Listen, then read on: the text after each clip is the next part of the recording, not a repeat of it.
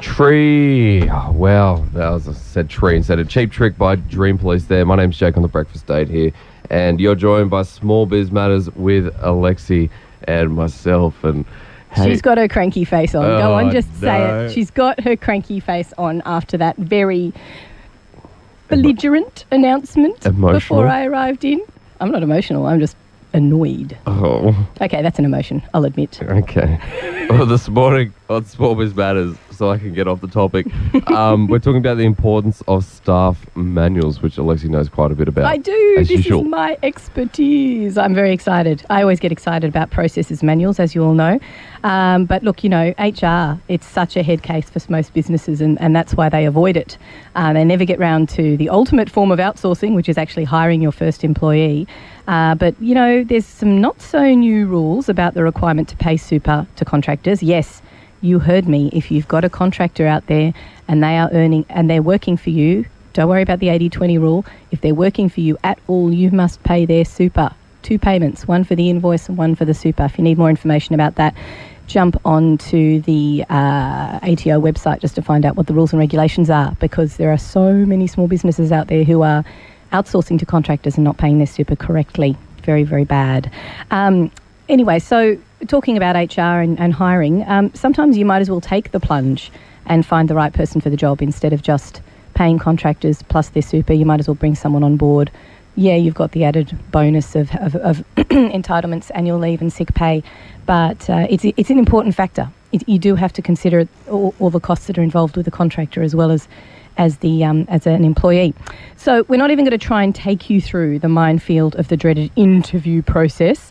We'll save that for a later week when we can have actual real-life HR expert in here. I wouldn't even attempt to try and explain that. But rather, we're going to talk about implementing a solid staff manual, which is tailored for your business. Now, this is really important. Why is it so important for a small business? Because basically, it's how you operate, and it sets in stone from the moment that your staff member walks in the door what your expectations are, what their job description is, how you expect them to behave, how you expect them to be punctual and all those other things. But we all think that that's obvious. Yeah, well, for some people it's not obvious. For those crappy employees who are coming along and they're just about to knock on your door, it's not obvious to them. You put it in writing, you get them to sign it, there's nothing more obvious than that. So this is about covering yourself. It's not a legal document. Let me just stress that. A staff manual is not a legal document. Your employment agreement is a legal document, but this is not. It shows that you've done due diligence. So you, as the employer, are ensuring that the employee understands what you expect from them, not only in their role, but also in the culture of the workplace. And that's really important. If you set that up in the beginning as soon as they walk in the door, first of all, they've got no excuses to say they didn't know.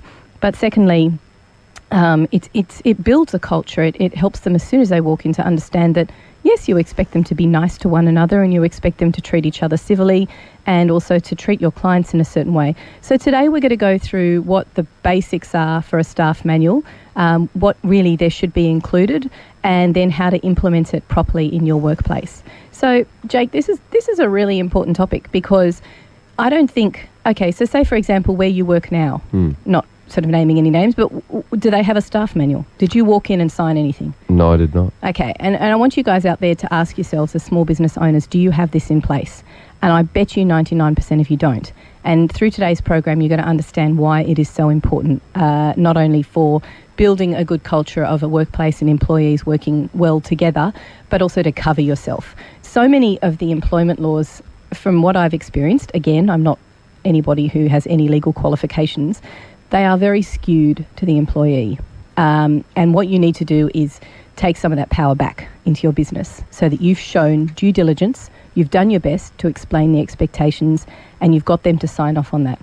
So we all know how poisonous a bad employee can be, not only because they're time wasters, they're not bringing business in, or they can just be plain dangerous when it comes to work health and safety, but because they can change the culture of a workplace. Now, I've talked about my experience before about having actually been bullied in a workplace. And so that employee coming in was very poisonous. And at the time, my boss did not have didn't have a staff manual which talked about anti-bullying at all. It just wasn't even there. So had it gone to the extent where it needed to go, which was basically her being fired and possibly she might have turned around and said, but I didn't know that was your expectation. I didn't know I couldn't behave that way. Yeah, we all know that's logic, but some people will turn around and say, but you didn't tell me that. And they're right. If you don't tell them, then you don't have a leg to stand on. So it's just covering yourself. Also, it's important the other way around. You show how you're fair as an employer so that you set your own expectations. You say, okay, well, if you've got a grievance, if you've got a problem, this is how I'm going to fix it, and this is what I promise to do as well. So it is a little bit helpful for them to understand what the procedures are if there is an issue. But the main reason you want one is to cover yourself. If they're late all the time, well, you covered that in staff expectations regarding punctuality. If they're poorly dressed, you covered that in the dress code. If they're just mean, you covered that in anti-bullying. And if they're evil and they steal from you, well, you covered that aspect too. So it's not about the employers, it's not about the employees you have now, those lovely people who have been with you for years who you can't imagine doing this to you. It's for the next person who's going to walk in the door who could potentially be like this. And if everybody's working off the same page, then you can basically expect that everyone understands what your expectations are. It's another plate of armour when things go wrong. Like I said, it's not for your wonderful staff, it's for the new ones. And you need to make sure everyone signs it. So not just the staff who are there now, but also for staff who are coming as well. So everyone needs to be on the same page. It's got to be fair, and that's partly what the staff manual's all about too. So it's I think it's just a really important document that all businesses need to have with one employee, with 15 employees, and it can't be a staff manual that's been around for, say, 7 or 8 years and hasn't changed. You need to address this every 6 months or so, particularly if you do something major like you move. If you move from an office space into a warehouse space, for example, that's going to change your work health and safety part of the manual completely. If you bring on a whole lot of casual staff, well, that's going to change the hours of operation. Maybe you start having shift workers if you've got a factory and you've got machinery and you want people to start working after hours. You've got to cover everything. You've got to make sure that everybody is covered under that manual. So addressing it every so often is really helpful. Look, it is, I don't want to scare everyone, but it's a 15-page document. There's a lot of information out there, but there's a lot of it that doesn't change. You're never going to change your anti-bullying procedure because you don't want the bullies to ever be there. You're never going to change your dress code. Oh, well, no, that's not true because the job description might change. But most of it is just going to be set in stone and you're not really going to address it ever again. So when I say that it has to change every 6 months or so, I don't mean every page of it has to change. So it is a very important manual to have. It also works in conjunction, which we'll talk a little bit later about, with your employment agreement, which, again, Jake, have you ever had a job where you didn't even sign an employment agreement? The one I'm at now? I'm not. I'm actually not sure. I don't like. I'm probably one of those people who signs without. No. I always read what I sign. I'm not that dumb. No, but yeah, and that's a good point as well, because if your boss is doing this correctly, and if you're doing this correctly, you expect your staff to sign this. Please stress to them the need to read the document properly, so that they understand it. They're going to sign off on it, which says that they read it, but you've got to do due diligence and get them to sign it as well, and just make sure that they haven't understood what's going on. Welcome back to the Breakfast Date with Jake. You're on Small Biz Matters here with Alexi and myself, and we're talking about the importance of staff manuals. We're talking about why staff manual was so important, and I was sort of reflecting on how I've never sort of seen one, which I don't think is probably the best business practice there. But now we're going to talk about what should be included in a staff manual, because someone like me would have no clue. Yeah, and the scary thing is most small business owners also have no clue. It's not something that they've really thought of. Everyone's got that in the back of their mind that, I really need to have an emergency contact details form for my staff, and I definitely need an employment agreement, although a lot of businesses don't even go down that path. So this is kind of the secondary level of covering your bases as a small business owner. But like I said, you've only got to do it once to get it set up, and then address it every 6 months or say a year, just to make sure it's still up to date. It's a good thing to have in place. And even if you've got one and then you don't have any staff for a while, and then you bring staff back on board again, you've still got the manual and you can still get them to sign it. It needs to be part of that induction package. We've talked about that in a different show. If you're thinking about bringing on staff and you've just tuned in, This is a good show to listen to. Listen to the induction show as well. That's on boydofficemanagement.com.au, my blogs and podcasts page. If you go to that, you'll see that there's a whole section, a whole hour on inducting your first employee. And that covers all the different forms that you need and why you should have them and how they should be laid out.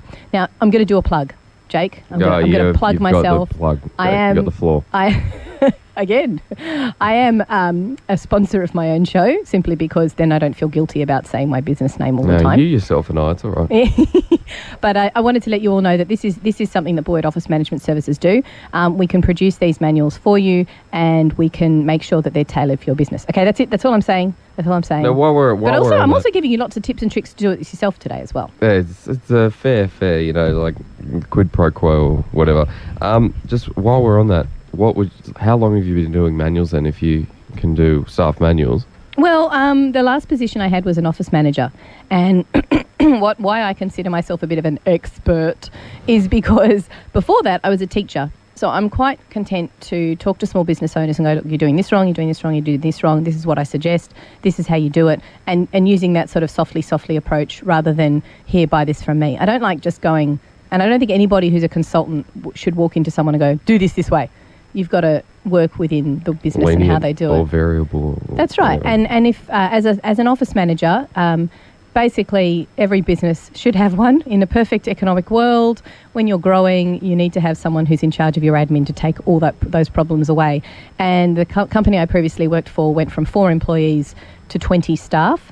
And all those policies and procedures had to be implemented as we went along. There's no reason why a small business who has a turnover of, say, a couple of 100,000 or even a teeny-weeny business with tens of thousands should operate differently from a company that's got a $5-6 million turnover. The processes of employing a staff member and work health and safety are across the board. And like you wouldn't necessarily try and do your own end-of-year tax if you're a business owner, maybe you should consider outsourcing things like graphic design or admin or you wouldn't try and paint your own house. I mean, you would because you can paint. Yeah. But I wouldn't because I'm crap at it. My husband will testify to that. I think my 6-year-old daughter does a better job. Anyway, so we're talking about what should be included in a staff manual. What's important is a couple of pages explaining your company ethos. So that might be your mission statement, just so your employees know what you're all about. What is your intention? What are your clients? Who are you trying to service? And this can just come from your website. It can be really brief, just a couple of sentences. You do need to give them a bit of information about it because, let's face it, when you've brought on a staff member, it's usually because you're stupid busy. It's usually because you can't get the work done, so you bring someone on. So you're not really logically going to take 2 hours to induct this person properly. If you had an office manager, that person would do it. But you're not going to take those couple of hours to really take them through the process, talk about the company, talk about expectations. And this document takes away those 2 hours because you're covering it all in that. And you say to them, go home, read that, sign off on it, give me the signature back. You also need a really brief description of the services you provide. So it gives new employees a good overview of what you do as a whole business. They might just be doing one aspect. But it's good for them to know, right, well, as a company, we provide this, this, and this, and this. Hey, I've got a family member who needs this, this, and this, and this. So if they know everything that you do, they can be referring you and they can be a referrer, but they're not going to do that unless they know what the whole company's about. There's also a section on engagement. Now, this covers all the little specifics like leave policies, hours of operation, absences, training, alcohol and drugs policy, probation periods, and some of these will have already been covered in a good employment agreement, so this is just reinforcing these. It's okay to double up. And all of these policies may seem really wordy, so I'm just going to go through some that just seem really cumbersome and legal, and why do I need those? It's usually the legal and the cumbersome stuff that you really do need. Nobody's got to read it, but you want them to read it. It's there. It's just about being there. A code of conduct. This is for the idiots who are rude to other staff, or worse still, rude to your clients. The internet and email policy. This is for the idiots who are out there who are using your work emails to send rude and lewd pictures. The work health and safety, a very important and way too many times completely overlooked policy. And it doesn't matter if you are in an office. It doesn't even matter if you're in a home office and someone comes and works with you in your home. Guess what? That is a workplace. And you need to have a workplace health and safety policy for your home office. The anti-bullying policy, well, we've all worked with one of those people. Oh. The grievance policy, so everyone is treated fairly by you. So they know what happens when they take a grievance to you or to their manager. Intellectual property, for the person who steals your ideas. And the all-important sign-off page for the person who just steals and just wants to get away with it. So all of these policies, yes, it's a page for each, maybe even longer, depending on, if you're a company that specialises in IT, you're going to need a fairly lengthy IT, intellectual property. If you're a creative company, you're definitely going to need a large page on intellectual property and the copyright and things like that. Again, some of these may be touched on in your employment agreement. This kind of goes in a more overview picture. You can pick and choose these, but I would say the ones that I just listed there are pretty stock standard and should appear in all, even if it's just a few sentences as to what you expect your staff to, how you expect your staff to behave.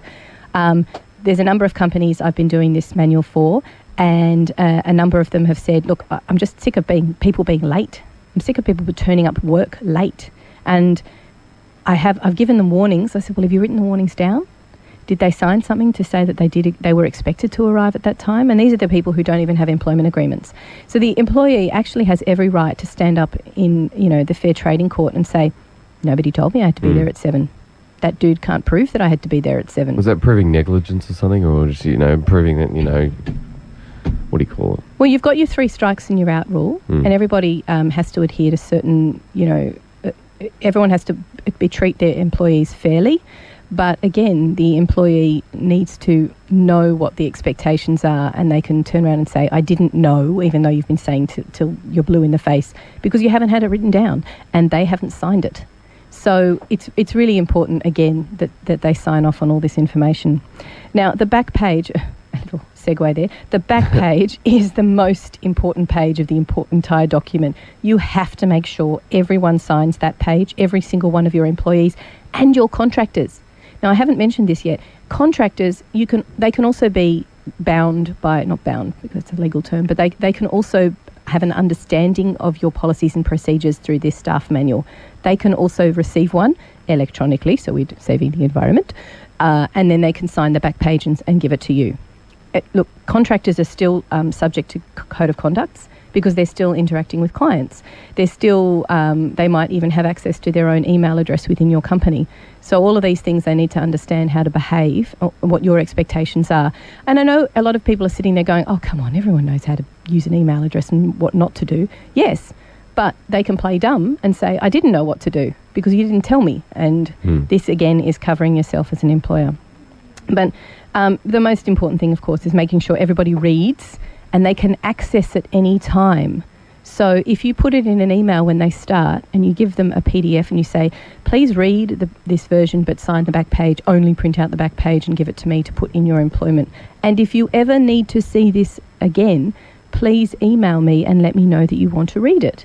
And guess what? You've covered yourself again. Because if they turn around and go, oh, I didn't read it when I got it, I was too busy and then I didn't know where to get it. Well, you can say, yes, you do. I emailed you. So, again, it's sort of the way you word things in an email format as well, remembering that can become a legal document. And also, again, it's about your employers treating everyone fairly, and part of that agreement is what you're going to do if anything goes wrong.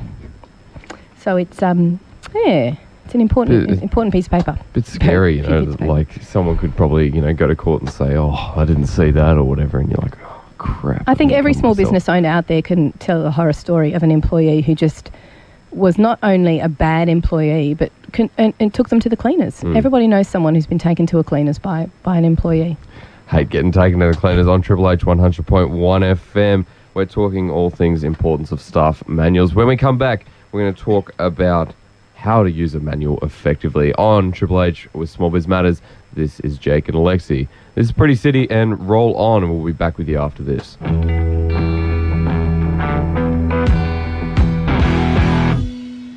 Welcome back to the Breakfast Date with Jake and the typical DJ here with Alexi on Small Biz Matters. Alexi, don't hit me, please. You only gave me 3 seconds to come back in. Yeah, I kind of went rogue with that one. Okay, so we've gone through everything, I need a manual, I've developed it. I've got the manual now. Yep. How am I going to use it effectively? So you've written your 15-page document. How fun was that? Oh, man, I tell you what. There was a time there where I thought, you know what? I could either go to Disney World or write a staff manual. And I just said, staff manual? Why is that even a choice? Hey, Jake, if you could you outsource it? Oh. Would you get someone else to do it?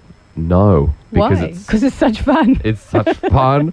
And it's my business. And I don't want to outsource it. I want cheaper. There are crazy people out there. I charge who really $5 an hour for my time. So okay, you're hired. Yeah, there you go. or nothing if you're working for a community radio station. Oh. Hooray! Okay, so you've got a manual now. Now you need to use it. Okay, so you've produced this document. For goodness sake, don't just put it in a little plastic folder and put it on the shelf and ignore it. It's really important. You spend all this time working on it, now use it. So the first thing you need to know is it does work in conjunction with employment agreement. I mentioned this before. So whether that's for an employee or a contractor, because you can obviously adapt employment agreements to be for contractors as well, just need to change a few words, you should include a line in your employment agreement which states, and I'm doing the quotation marks, you can't see me because we're on radio, the company staff manual and induction procedures documents outlines policies, procedures and staff expectations. All staff who sign this agreement are therefore expected to adhere to the policies and procedures outlined in the staff manual and induction procedure documents. The company reserves the right to change these policies at any time. Did you hear? Last few words, very important. The company reserves the right to change these policies at any time. When they change it, do they have to change the whole staff menu and then you have to sign again? Yes. Okay. Good question. Thank you. Yes, that is absolutely correct. You basically means that, yes, if you make any changes, because you've done your 6 monthly or 12 monthly, you're doing your due diligence, you've changed, where you are and you need to update that. Once you've got all that in place, then you need to send it out as a PDF, not printing out 15 copies of a 15-page document. That's very bad for the environment. Send it as a PDF, get them to print out the final page only, sign the final page and resubmit.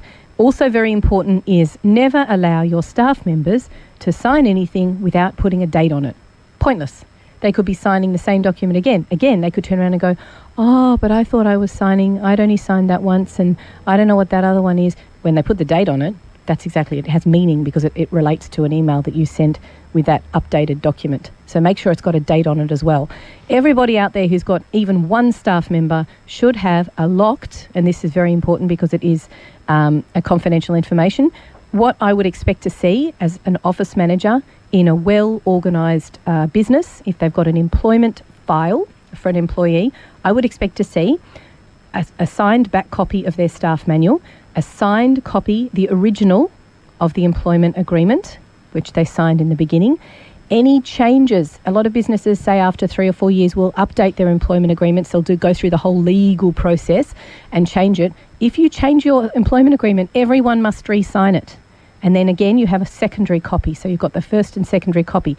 You have their emergency details form. You have their, emergency contact details form. You have their ATO tax deck form in a hard copy that is signed. You've got their super choice form that declares which superannuation fund that you should be paying to. My question is, if you get a new document that everyone has to sign, if there was a procedure in the old document that's also hasn't been changed, but it's in the new document, and the person hasn't signed it, and then they have a breach or something. Yeah. Can they, claim that they didn't know? Well, the back page is just saying, and it's worded in such a way that says, I have read and understood the following procedures. So the back page looks like a list of your contents, and you get them to tick every single one of those policies, particularly the anti-discrimination, the anti-bullying, the code of conduct, the internet policy, all those ones that I listed earlier. They tick all of those boxes and they sign it. So even if it hasn't changed, then you just leave it in there as it was previously. They tick it again and they sign it and date it again. So any changes, you're just basically saying each time they sign that back page, I understand all the changes that have been made or not made, and I've read this document in its entirety. So I would still resubmit it. So your staff manual is still a 15-page document. You're just tweaking little bits of it as you update information about your business. So, and you need to be really strict about that, because, as I said, as a good office manager, I would expect all of those documents to be in an employee file for every person. You might also want to keep a copy of their CV. That's quite useful, actually, because it's another document you can turn around and say, but you said you had this experience. see this on your CV? You said you had that, but you can't do that. So what's that all about? So again, keeping everything in file is very important. So you keep it with your other documents, and also maybe if you want to be really, really narky about it, you could just get them to, you could scan in the back page so they have a copy of the signed document that they signed. Although that's a bit over the top, really. Who has time to do that? No one. Only those businesses with an office manager who does all this for them. And you need to adhere to the policies too. I did mention this earlier. I'm just going to reinforce this. But you said that you would handle issues and problems in a certain way in the Code of Conduct section. You need to make sure you do that. So it's always handy for you to have your own copy. And if someone does come to you with a grievance, or they want to complain about another staff member, or they feel as though they're being treated unfairly by you or maybe by one of your managers in your team, you need to pull out that document and say, okay, what did I say I was going to do again? And then look into that. And what's really good is if you've gone through that process with a staff member who is a pain in the neck or has a decent reason to complain, and you've gone, that particular system I wrote down is really crappy and I shouldn't be following that, rewrite it and then reissue it to everyone again. So again, it's an opportunity to tweak when you actually go through the process that you say you're going to do. I'd like to quote a dear friend of mine. He's an upstairs neighbour. He's very helpful for me work health and safety wise. And this is a message for all of you out there who are listening and think this is a complete waste of time. This is a complete waste of my money and my resources, and I don't think, even though my business is going to be hugely successful, that I need one. So here's an idea. Just try putting your honour after each of these sentences. So we're going to do a little drama exercise, Jake. Here we go. I'm going to say a sentence and you're going to say your honour after that, and everyone will then possibly understand the meaning of why these things are important. I had no idea John was behaving that way online in the office. Your Honour. I couldn't believe Bob was treating the female employees in that way. Your Honour. I didn't realise my niece Christine didn't know how to use that particular piece of equipment. Your Honour. So the point of that exercise is to make you understand that if you're standing in front of a fair trading tribunal, or worse still, a judge, and you haven't done this, that is worst case scenario situation. That is, I've had a staff member who hasn't been trained properly, didn't understand the work health and safety policy, and has become injured or worse, and I didn't do due diligence.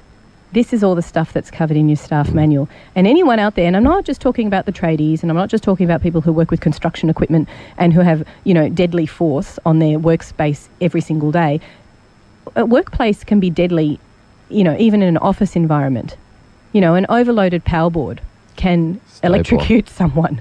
A dangerous set of stairs without a railing can give someone a spinal injury. Sorry, I don't mean to be, worst case scenario, but it is.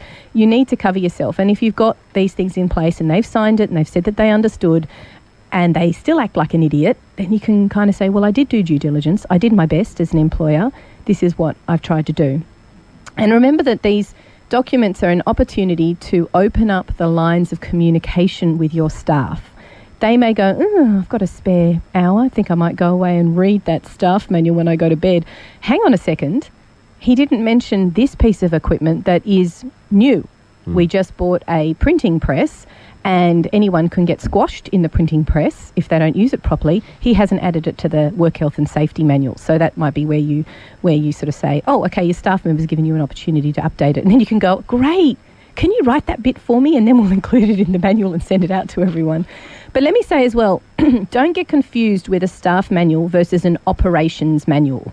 So if you are working with equipment and it's not just your standard office environment, you need to have an operations manual so everybody knows how to use everything.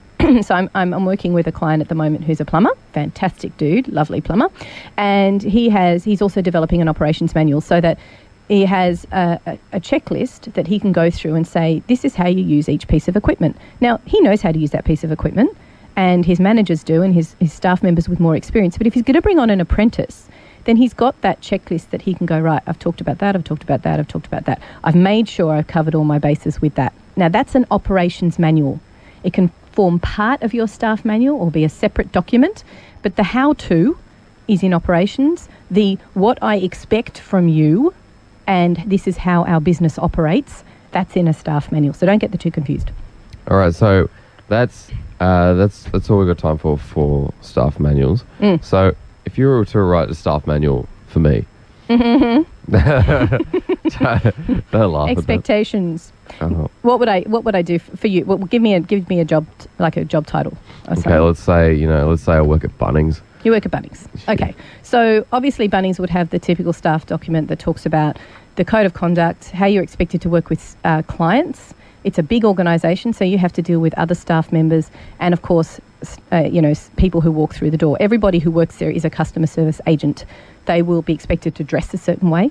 They have a uniform they have to wear. They have to be presentable. They have to turn up to work on time. They might even have phrases that they need to use when people first walk in the door and what they need to do as a little checklist in their mind to make sure that everybody's receiving the same customer service. For a large organisation like that, it's important that everything is standardised. Everyone looks the same, everyone behaves the same way, and also everyone's treated the same. If you go to Bunnings in a major organisation, they will still have those 6 policies that I described. And it won't differ too much from what a plumber might have in his document. It's all the same and it's covering yourself. The other thing that you would be expected to do is, okay, so if you work at Bunnings, you have a particular area that you're in charge of. You would need to understand the management structure, who your direct manager is, who the people are who work around you, a walkthrough of your area. That would be part of your induction procedure. And then you would also have an understanding in an operations manual as to how to do that particular job. So, their staff manuals are going to be very detailed and very specific to each area of the business. So if you're a small business, you really can have one stock standard agreement that makes sure everybody understands. And I can guarantee you, or they'd be really ridiculously silly if they didn't, that everyone at Bunnings has signed that staff manual and everyone understands and received the same email as everybody else. And they get quarterly updates for their staff manual as well. And like I said earlier, there is no reason why a billion-dollar business or multi-million-dollar business needs to behave any differently from a small business, because you're still just covering your bases in regards to the same issues. The same dodgy staff member who is a pain in the butt, the same staff member who injures themselves through sheer stupidity, the staff member who began really lovely and then started becoming sexually harassing other staff members. So it's everybody's trying to cover themselves in the same way, and this is another way of doing it. And it doesn't have to cost a lot of money, but I can just see, and I'm sure everybody has that story from another, colleague or small business owner who can tell them, worst case scenario, I wish I'd had one. So that's what today's show is all about. Boyd Office Management Services. Type that in after facebook.com. You can also find Alexi's link somewhere on the Breakfast Date Facebook page, or go to facebook.com/The Breakfast Date. It's as simple as that. The podcast will be on the Facebook page and then later on the Boyd Office Management website. Next week, I did say last week I was going to try and go local and vocal, but I got too busy doing staff manuals for people, so I thought I'll talk about staff manuals. I'm going to try and go local and vocal this week. But just a note out there, if anybody does have an area of expertise that we haven't covered or you think we've covered badly, which is fine, I'm open for what's the word I'm trying to think of? Constructive criticism. Yes. But if you have a topic that you would like us to cover and you think that you could lend a hand with that, please get in touch with either myself or Jake. Let us know that you're interested in coming on the show. We love having guests, and we love having local guests because it's all about keeping it local. Definitely. You can go check out the Facebook pages there. Leave us a message. I'm going to take you out with a couple of community service announcements and a bit of music. 9:50 in the morning for you on Small Biz Matters. Alexi, thanks for joining me as always.